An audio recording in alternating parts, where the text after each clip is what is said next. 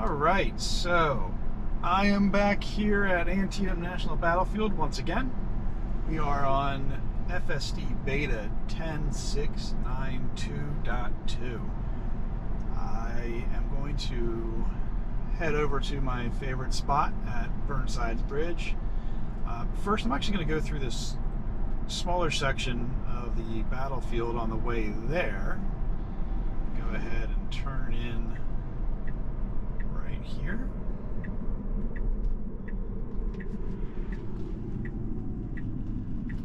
Alright. And I'm just going to let FSD do its thing through here. So, I actually made a quick video through my Burnside Bridge loop, and I didn't actually get a chance to even publish it before 2.2 was released. I had done it on 10.6.9.2, or yeah, 10.6.9.2, and then they released the .1 and then the .2 very quickly afterwards. So I didn't actually get a chance to edit it and upload it in time for the new version to be released. So since I don't really make any money off of any of this stuff, it's just a hobby, I didn't think that there would be a vast interest in seeing a release before what's actually currently available. So I figured I'd just come back out here and re-record, make sure everything's in view. Cool. Alright, so, you know, as I do before, I have it set to 26 into 25 because I have GPS verified that it's actually 1 mile an hour slower than it's displayed. And when I get to this next section, this is actually doing fairly well. Got braking for no reason right there. There's no stop sign, but you know, to be on the safe side, it couldn't see into that parking lot there. Now, this is something that's common in this area, in the rural areas, is going down very steep hills. It actually has big issues with seeing ahead of itself, so it will slow down drastically. Another turn signal for no reason. Now, this is a one-way street, so it doesn't matter if we're on the far left or the far right. Still having some issues with that corner. I haven't typically done this section of the battlefield on video. I do come through here once in a while just to see how it's doing. It does this area pretty well, so I've never really put this on video, but just about as timid as it's been before. Now, when we get to the next section, that's where I'll actually take over until we get to Burnside Bridge and start my loop. But I just wanted to show that it is capable of performing fairly well on a unmarked one-way road. It just seems to be this other section doesn't like it at all. So once we get over there, again, I'll take over until we get to the bridge and I start my loop. And then I'll ask FSD to do it. But yeah, I appreciate if you're watching this. I appreciate if you subscribe and comment. I don't really I don't plan on making any money on any of this. It's just a hobby. Let's see if it stops at the stop sign. And it does. Okay, it's clear to the right and to the left. It's got the creep line here. It's good to go. All right, cool. A little slow, but it is what it is. All right, so I'm going to stop FSD and take over. And the reason I do this is because I want to actually have it do the loop instead of right here. And what I'm going to do is get up to Burnside Bridge, put it back into the navigation, and ask it to do the loop. Now, if you see on here, the seek line is actually a lot more confident than it has been in the past. If you look back to some of my old videos, that seek line is bouncing left and right and all over the place. It's very, very confident here. But we'll see how it actually behaves once we ask FSD to take over. So I'm going to go ahead and snap my fingers, and when we do, we'll be ready for the loop. Okay, I'm having some internet connectivity issues out here. I'm actually having cellular service issues on my phone as well, so I'm not sure what's going on. But we got the navigation set. I'm going to go ahead and have FSD take over. All right, so here we go. Now, in the past, FSD has had issues with many sections of this, especially right here. And you would think, well, this is easy. Well, look, there's a car coming. Watch what happens.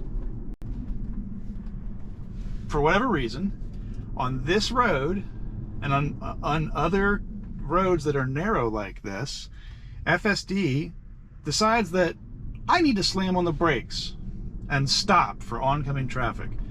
It's a marked road with a center line, but it doesn't have side lines. If it had the side markings, it wouldn't do it. But because, for whatever reason, on this road and roads like this, where it only has a center line, it comes to a complete stop for the most part. Well, the second car did. So, not sure why it does that. Not good. Definitely report that every time it happens. It's going to do it again here with these two SUVs. 3. It slowed down. It didn't slam on the brakes that time, so that's nice. You have the right of way. That's right. You have the right of way. You have the right of way. Good job, car. All right. Started creeping out there a little bit too soon, but still did a very good job. Cars from that side have the right of way. Now here, FSD has some issues with this hill, primarily because it is a blind corner. I can't see around this corner, but it doesn't matter. This is a one-way street. On the maps, it should know this is a one-way street, and I don't need to be worrying about what's around the corner. I don't have to be anticipating a car coming at me because this is a one-way street.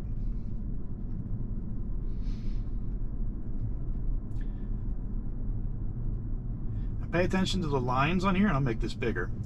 The lines on here get really weird sometimes, and I think it has a lot to do with the fence line.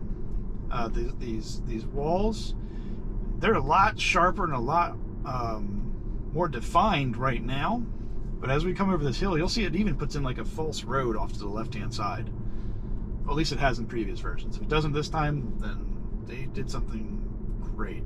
So far, it's still a little bit janky left and right. It's still on and off the brakes a little, way too much. Like right now, it braked hard right there for no reason.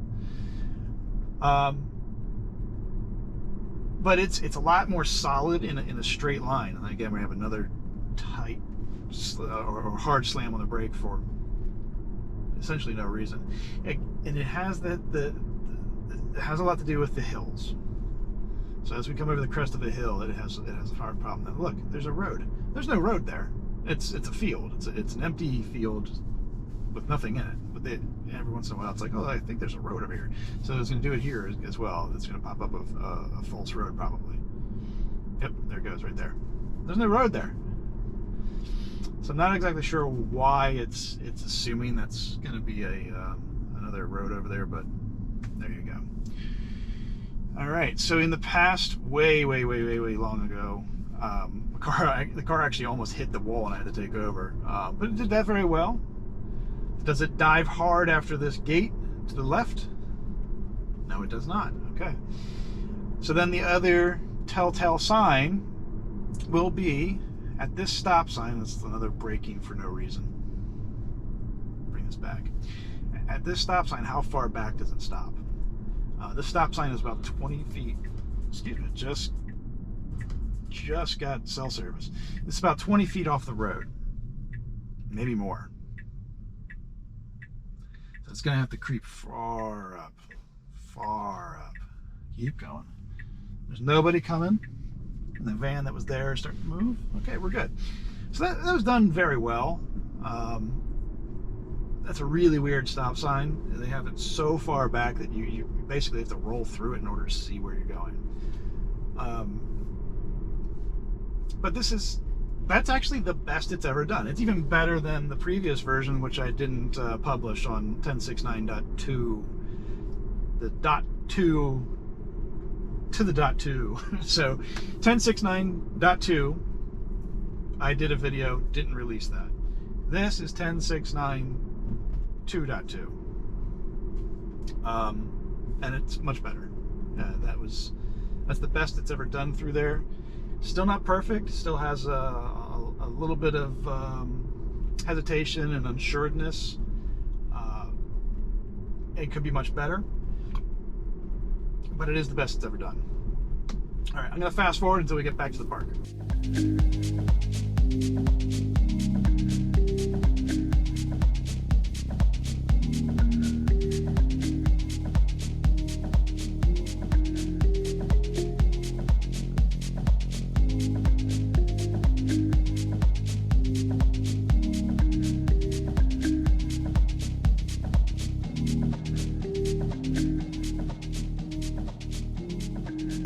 All right, so we're getting back to the entrance here.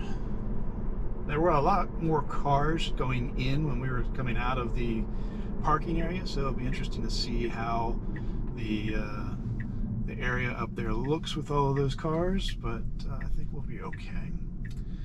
Now, coming into the park, okay, a little bit of hesitation, but not too bad, and very confident over the first hill. Now, right here, we sometimes see some very unconfident behavior. I know I've used the word a few times now, but it's really the only way to describe it.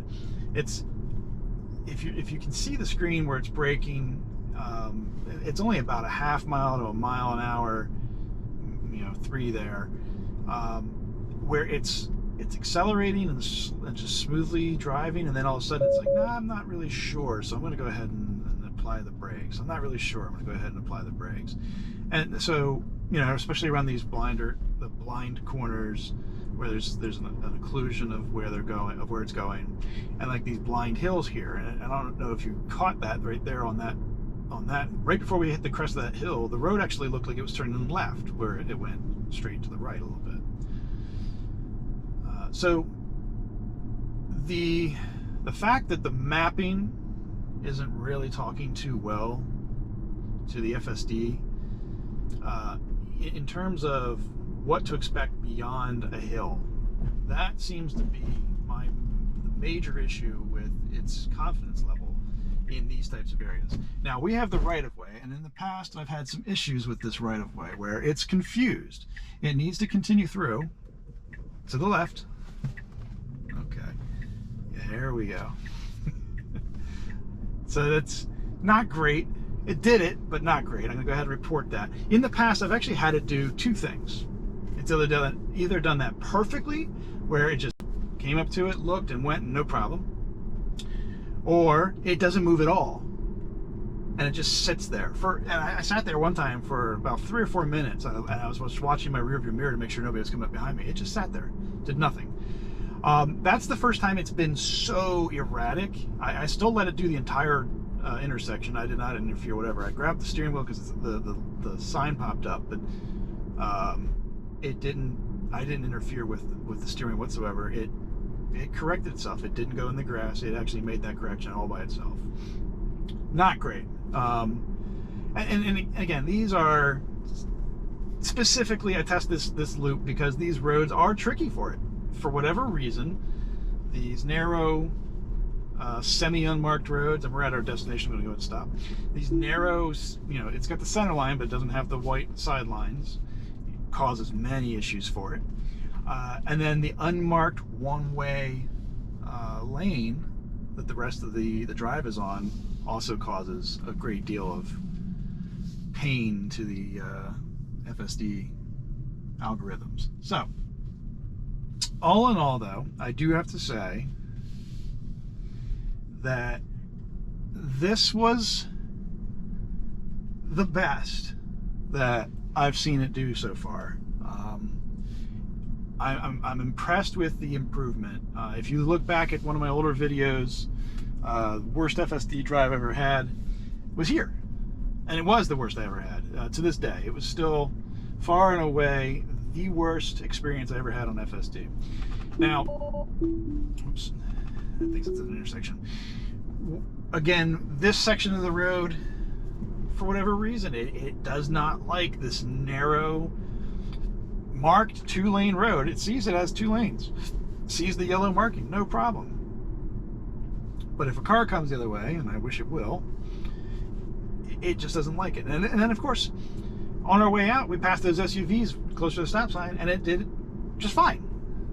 So I think it's when there's a lot of, you can see here that the system is sensing all of the stuff off to the right. There's nowhere for it to ditch into. There's no shoulder for it to go to.